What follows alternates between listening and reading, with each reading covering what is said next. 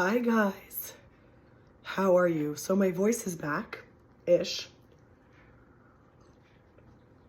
I'm drinking this insane concoction of like turmeric and hot water that you like simmer over the stove with lemon juice, cayenne pepper, black pepper, manuka honey, or like a raw local honey. What else did I put in this? I think that's it. Ginger. And it like fire activated my immune system yesterday, and then I had a fever all night long. So I've been struggling with like this flu thing. It started not yesterday because it's Monday. It started a week ago Sunday, so it's day 8.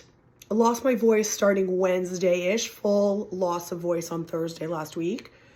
Managed, felt pretty tired and worn down Friday, Saturday, and just like in a whisper mode. And then yesterday I had like a resurgence. I was like, this is it. I'm back. And then I made this concoction last night, and I think it just brought up everything. As I went to bed feeling worse, I just fresh pressed carrot oranges, which are so good. And I added a little bit of water and lemon juice because I have this fever, and it's like, I don't know at any moment if I want something hot or cold. So now I have both. Shout out to my husband who got the juice press this year, which is so handy. It's not a juicer, it's a juice press. So it's less messy. I wanted to jump on here because I'm going to post this to both Insta and YouTube. I haven't even given YouTube an update yet on this. So I want to share that on this state is like, I was really thinking, and bear with me a little bit here because as I like articulate that, I was really thinking about like how we could share the raw candor and vulnerability of being in this state that I'm in right now. When you don't really have a lot of energy to do so, you know, or maybe you have other responsibilities, like my kids are at daycare today. And so I have some time, but I spent all day, and this is one of my points, I spent all day taking time for myself that I otherwise never would have taken on a Monday. Was it a little bit uncomfortable? Yes, because physically I don't feel my best. So would I have enjoyed it more if I was doing these things when I felt 100% or at least 90%? Probably. But I took a bath with these like hibiscus infused, it sounds so bougie right now. I can't be bougie, but hibiscus infused Epsom salts that I was gifted over 2 years ago and I've never used. I took a bath with that today, and it was incredible. And I like put my head under the water, and I was like, oh my God. And you know the feeling that you have when you put your head under the water and like you can't hear anything? Like it's just like a nice echo. It was like the best feeling. I listened to my favorite country playlist while I did that. And then after that, I made myself a cup of tea. And then what did I do? I did a load of laundry for my kids, and then I got into bed. I didn't actually sleep. I was hoping I would sleep, but I didn't sleep. And I grabbed my son's iPad, because I actually don't have one. He has one, apparently, yes. And I watched a show. I watched Yellowstone. And it's on Netflix now. And I thoroughly enjoyed the calm before, like the getting back into the groove of things. And I really tried to enjoy this time, you know? And I wanted to give this message because and I have cards here. I want to pull some cards. But I want to share, for those of you that are still here, that in our world, and I've been affected by it too in the last few days, for sure, there's like this desire to keep going when we're sick. And it's not just the pressure. There's like, some of us are actually built where there is a sheer impulse within us to not slow down. And I am like one of those people. I struggle so much to like slow down. And it is such a humbling experience, I've been thinking the last few days, to be sick and not be able to move and groove and like do what you want to do when you want to do it. And just to be so physically uncomfortable. But one of my favorite healers and now dear friend Georgie was talking about cocooning. She's based in Ireland. And her and I have shared these conversations before, and it's like literally no coincidence that the full moon in Leo is happening on Wednesday. And I know that by Wednesday I will feel better, because I have just been in this loop of like building up the reveal and the shedding of layers into this like extremely powerful full moon, which hits my chart in a really particular way. Now, for those who don't know, I practiced astrology for like 7 years, and I started in 2017, 2018. And I'm not like focusing on astrology birth chart sessions right now. I'm focusing on tarot sessions, but it's like the woven dialogue of my life, like all the time. It's something I'm looking at all the time. I'm always looking at the transits. I always know what's going on, more or less. And Leo hits my 8th house, and my 8th house is like other people's stuff. My daughter, who's going to be 2 next week, is going through some physical things that needs testing and that sort of thing. And so I'm fully aware that like there is this greater messaging happening right now where I'm experiencing the shedding of my old self, or like not even my old self, but a layer of myself that needs to be shed in this stillness, in this discomfort, in this stop short in order to come out the other side. And I don't want to get like too woo on you guys, but I want to share with you guys that I hope you can come back to this video when you get sick and when you're like, what is this? Because we all know that since 2020, we're getting a lot more sick for longer periods of time, and it just feels a lot more virulent, and it's harder. It's harder morally. I think it's harder socially. There's a lot going on. I'm going to pull some cards. I grabbed my astrology deck. I have 3 decks here. An oracle, my astrology, and some tarot cards. And I want to talk a little bit about the astrology of this week, because it does feel really in sync with this, like, just this feeling of going through a shedding. When you get sick, you are releasing energy. And it is so important to honor that. It is so important to honor that. Because if we didn't get sick and we didn't have a purge, we would just keep all the garbage, everything like within us, all the toxins, all the stuff, messaging, people's noise, all that stuff with us. It is so important to get sick and release the toxins, even if you don't realize that they're toxic. So the 10th house card is here first. Let's see what other messages we have for us. I'm glad my voice is a little bit back here. Alrighty. We have the 2nd house. What other messages do we have? So the full moon is happening in Leo. There's a conjunction card here. And right now, Mercury, the planet that rules Gemini and Virgo, is in aspect to Uranus, the planet that rules Aquarius. Stop it. Isn't that so cool? Aquarius. So,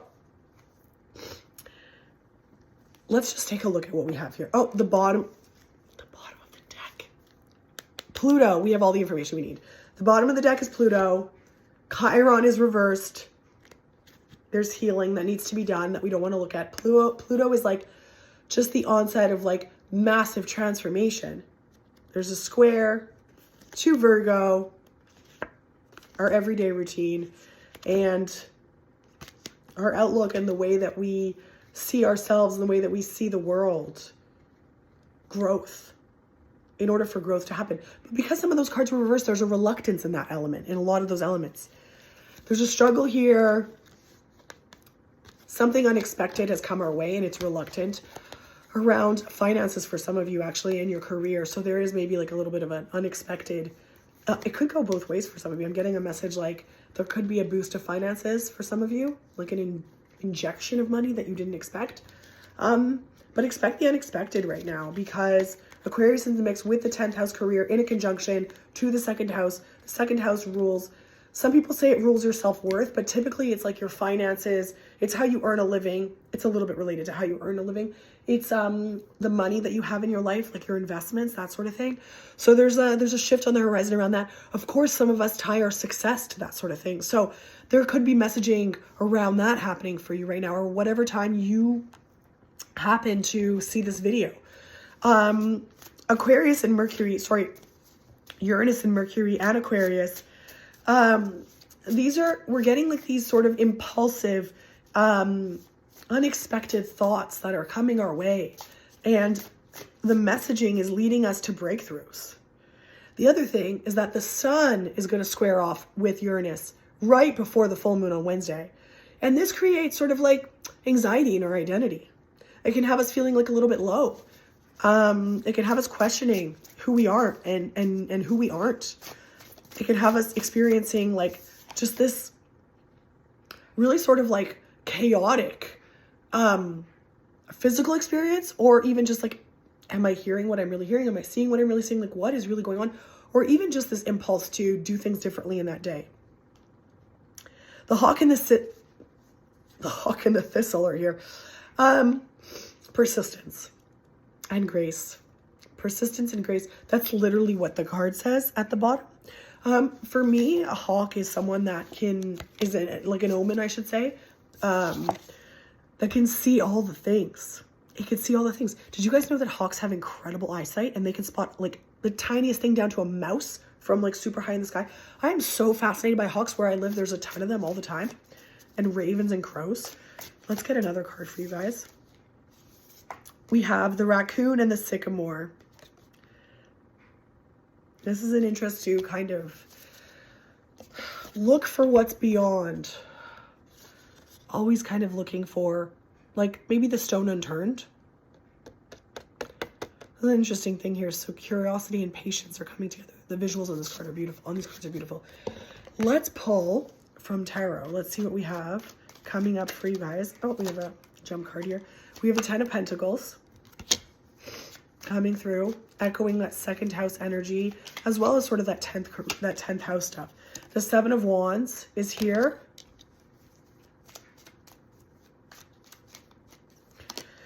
We have the Queen of Wands reversed.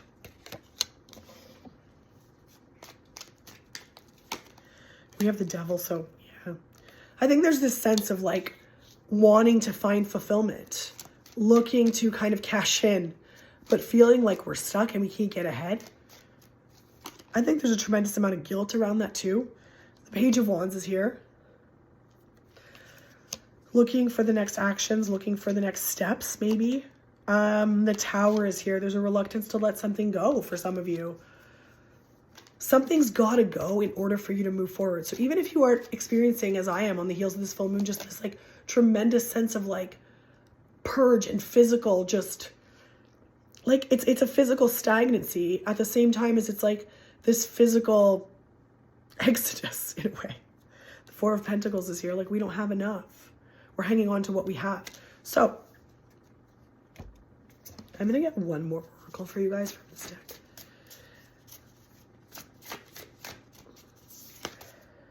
The Bear and the Cedar. This is a call to trust your instincts. Trust your instincts. Also a call to hibernate and cocoon. I think there's a lot of beautiful messaging here. So don't be so hard on yourself.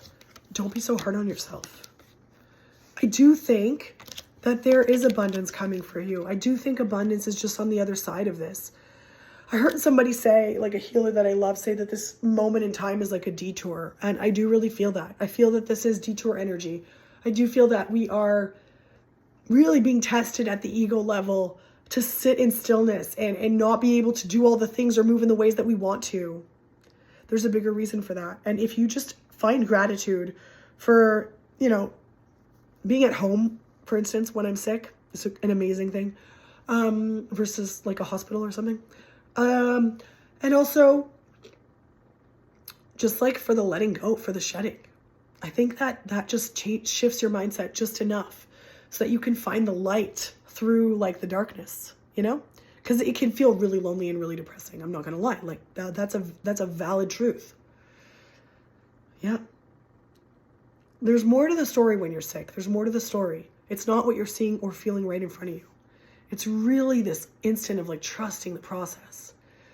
It's like the cocoon, you know, the caterpillar, like he will, they will come out a butterfly no matter what. And there's probably moments where they're like, I'm just like this furry squirm. Like, you know, trust the process. Positivity, please. I hope you guys enjoyed that. Thank you so much for watching. And I will see you shortly when I'm a little bit better.